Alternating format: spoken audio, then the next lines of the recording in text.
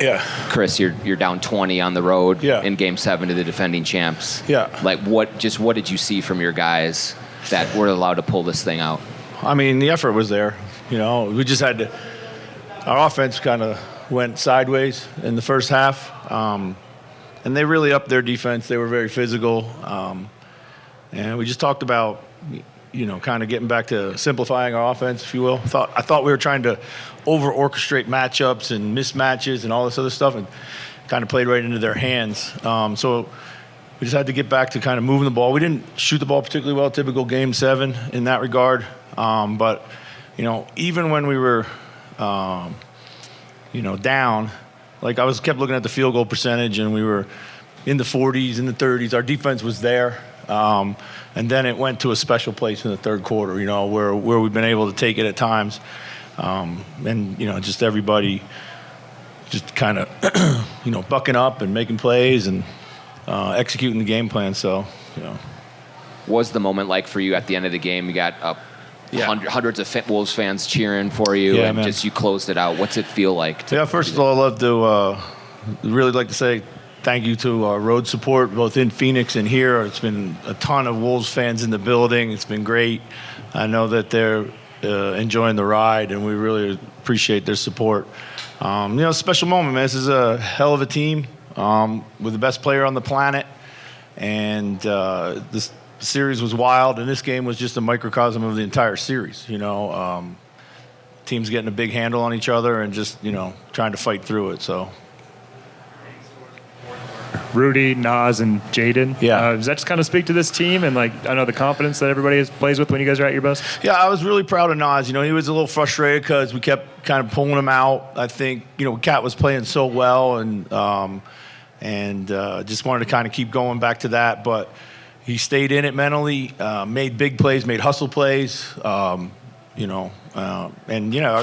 obviously, they did a great job of throwing multiple bodies at Ant, made it tough for him all night, and that always leaves up other opportunities. And Jaden came into the series from a scoring point of view in Game 6 and continued it today. We got a couple end of the shot clock lucky shots to go in, which we needed. But when you're playing the right way, and you create that amount of luck. So.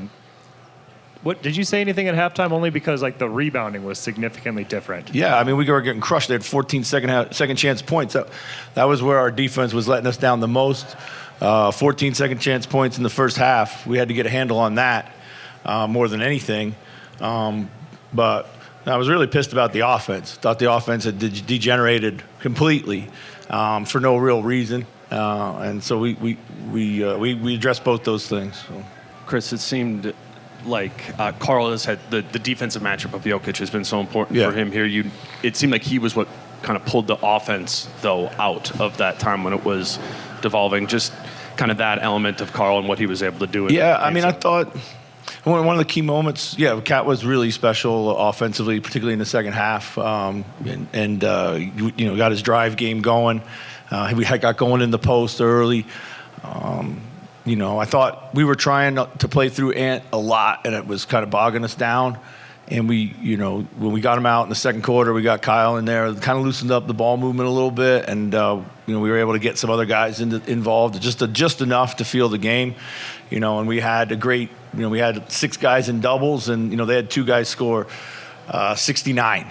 And they're great players, but that's hard to do in a Game 7. Is carry that much load all the way through. So, Coach, what do you think it meant for Cat to get over this hump? He's been with the franchise so long, and also overcoming the pressure that he probably had on him more than just about anyone in this game. Yeah, I think it means a lot. I think you see how at peace and happy he is right now.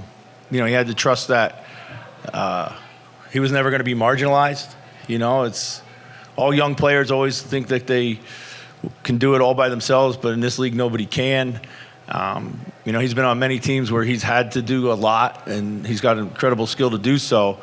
But he's really bought into doing all the other things that we need him to do. Last series he guarded Durant. This year is Jokic. Score, play through him when the moment is there, but we're not playing through him all the time, staying ready. staying positive, and staying mentally in it. And couldn't be more happy and proud for him, just because, I think he's faced a lot of unfair criticism when it comes to the postseason at times, because, but the more you go through these things, the more experience you have, and the more at peace you are, Over here. What was your confidence in just the team's mental makeup or toughness? You're down 20, Game 7, defending champs. They're building that. They had this in them to pull it out. At one moment, maybe throughout the season or whatever, did you realize that this group had a night like this? Listen, I'm very confident in our guys all the time, and again, down 20, we were guarding and we were playing hard. We just weren't playing very smart on the offensive end. So once we figured that out, I thought we could make a run and tighten the game up a little bit before halftime. And I thought, could have been 11, but it ended up being 15. Mike layup, and they lay it in at the other end of the floor. But our guys, when you defend, you give yourself a chance all the time. So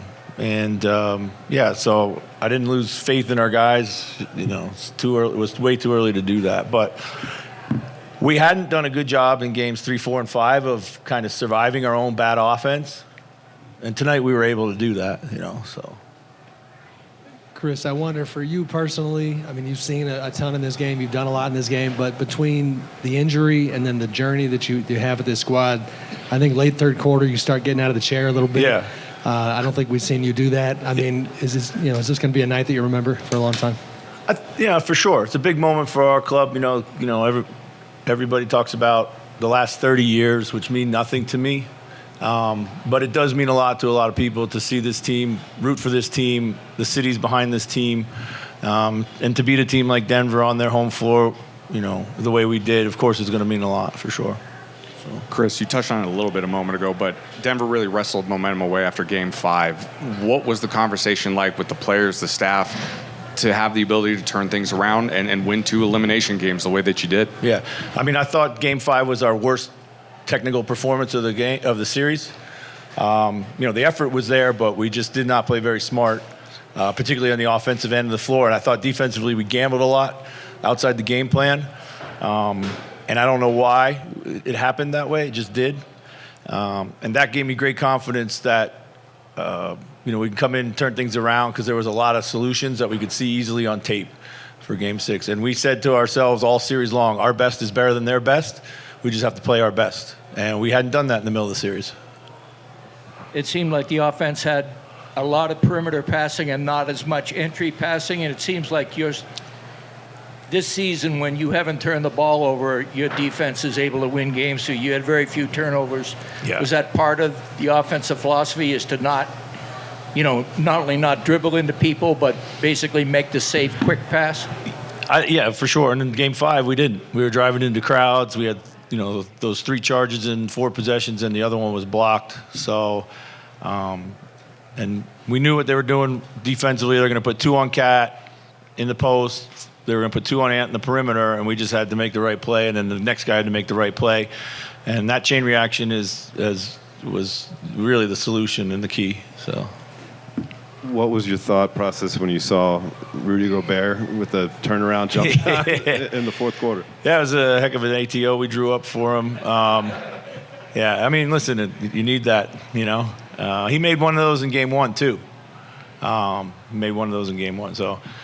I was happy for him because it made up for the fast break layup that he missed. So. Thank you.